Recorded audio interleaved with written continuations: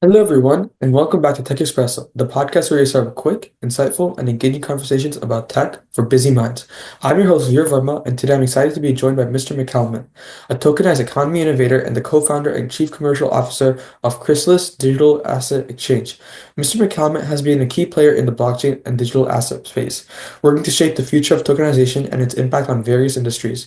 He graciously allowed me to call him Doug today, and I'm thrilled to dive into some fascinating topics around tokenization and its potential.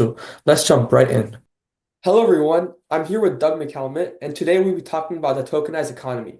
We'll cover three main topics: what tokenization is and how blockchain makes it possible, the industries that could benefit the most from tokenization, and the biggest challenges facing the tokenized economy and its future evolution.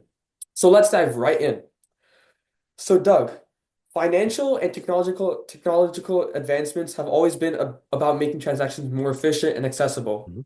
Tokenization is part of this evolution, bringing assets into digital space where they can be represented, traded, and secured in many ways. How would you explain tokenization in simple terms, and how does this blockchain technology enable it? Yeah, thank you so much, Veer, and thank you for the opportunity to be on your podcast.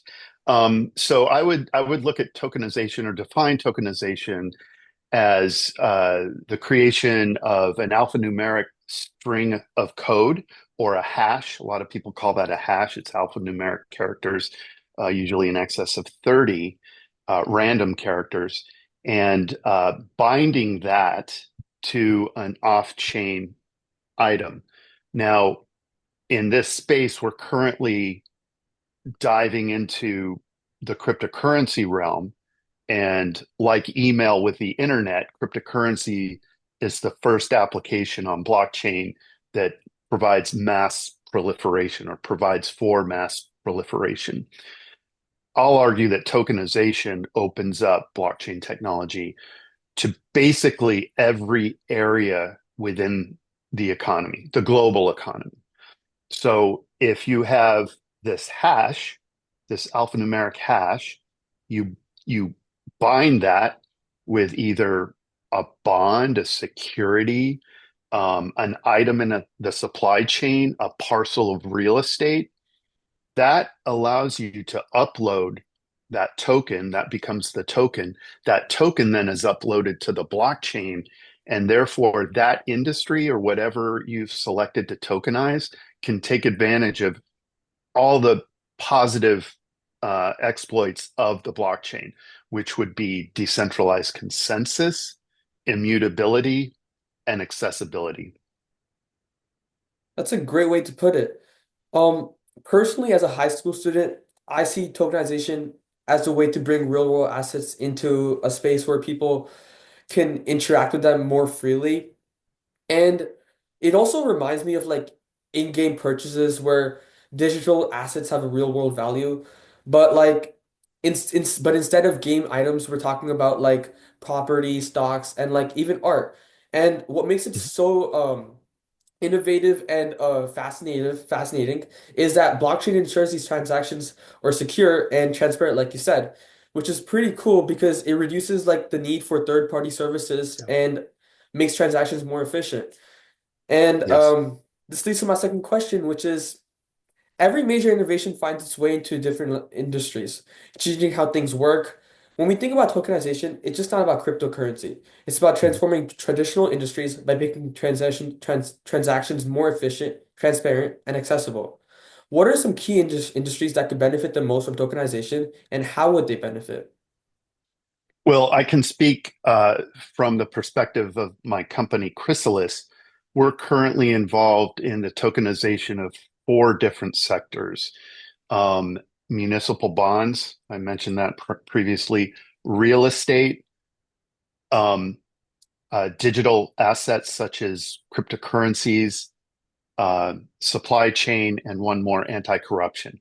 But I would I would put two of those areas into one bucket, and the two areas I would put would be real estate, um, digital assets. So I put three areas in one bucket. Apologies. Real estate, uh, digital assets, and municipal bonds into one bucket. And I would brand that bucket as the retail bucket. bucket. So, in other words, those three areas would be able to be exploited by individual investors, individual citizens. The other two areas of the five, two of the five, misspoke before I said four, two of the five, as far as supply chain and anti-corruption, would go into an institutional economic system bucket. And the advantages to the five are different, except for those buckets. Those bind those three and those two into similar constraints. But I think the biggest impact is in the institutional economic system bucket. The reason I say that is because one thing I've grown to understand since being on this adventure for the last almost 5 years is the influence that supply chains have on our daily lives, and we don't even know it. And supply chains are very problematic in the traditional sense. There's a lot that can go on. So, for example, the United States Air Force, who we've been working with and have worked with in the past, has an issue with their supply chain that basically create their jet fighters or their munitions or primarily their jet fighters and helicopters. If a counterfeit part enters that ecosystem, is able to penetrate the supply chain and actually be input into an F-16, for example, that's life or death. All right. That's life or death of the pilot, people on the ground. So what tokenized supply chain does is it allows the binding, again, I go back to what I said before, the binding the hash to the token and then applying an RFID tag to the piece that is being shipped at times internationally to the manufacturer who builds the F-16. They're able to basically track that item throughout transit from land transportation onto the ship across the ocean, back on land transportation to the manufacturer. Because of satellites and the RFID tag, you have the ability to track that token from start to finish, which is tremendous because that will push out any kind of counterfeit parts that may penetrate the supply chain. And quickly, regarding anti-corruption, which is a tremendous problem, we work with institutions on tokenizing monetary assets primarily, and register wallets that players in the in the space. So, for example, our beta was centered around a hospital in rural Guatemala that was destroyed by Hurricane Iota in 2019. Now, when entities such as USAID or the IMF or the World Bank provide funds to Guatemala at that point that related to fiat currencies, sovereign currencies, there's no real way to track where those proceeds are going. It opens them up to a significant amount of corruption. So if the tokenized asset, in this case, a stable coin that may be provided by the IMF to parties in Guatemala, able to track that digital asset into wallets within Guatemala, that provides the IMF with a three-dimensional view into where those proceeds are actually going. So the way I would describe it is tokenization allows for the application of a microscope to a supply chain, to basically anything that either monetary assets or tokens representing physical assets or financial instruments, allows for a microscope to be applied to those transactions. So it really is able to minimize the levels of corruption and malfeasance that have historically been able to take place. I hope that makes sense. Yeah, absolutely. That makes sense. And that's an interesting take. And I can see where how those industries like anti-crime and all those examples such as real estate like stand out. Uh from my perspective, I feel like tokenization has both the non-fungible and fungible applications Hmm. like you mentioned. You mentioned some examples of those. Hmm. But for example, it can secure people's identity by digitizing personal records on a blockchain. Hmm. And Yeah. yes. And which makes verification faster and safer. And at the same time, it also helps industries like real estate, which you also mentioned briefly, and gaming, um, Hmm. which Yeah. could be the biggest winners potentially. Like imagine being able to buy a small share of a property without needing tons of money, Yeah. which could truly change the game, which could truly change the market, and or having game items that you could truly own and can sell in your own in real markets. And I believe these changes could give people more access for opportunities that were previously out of reach. And it's a real game changer. And this obviously won't happen overnight. It'll Hmm. take time and it'll evolve slowly, which helps lead to my next question, which is like any technology. Tokenization isn't without its challenges. Whether it's regulation, security concerns, or mass adoption, these are hurdles that need to be cleared before it can become part of the mainstream.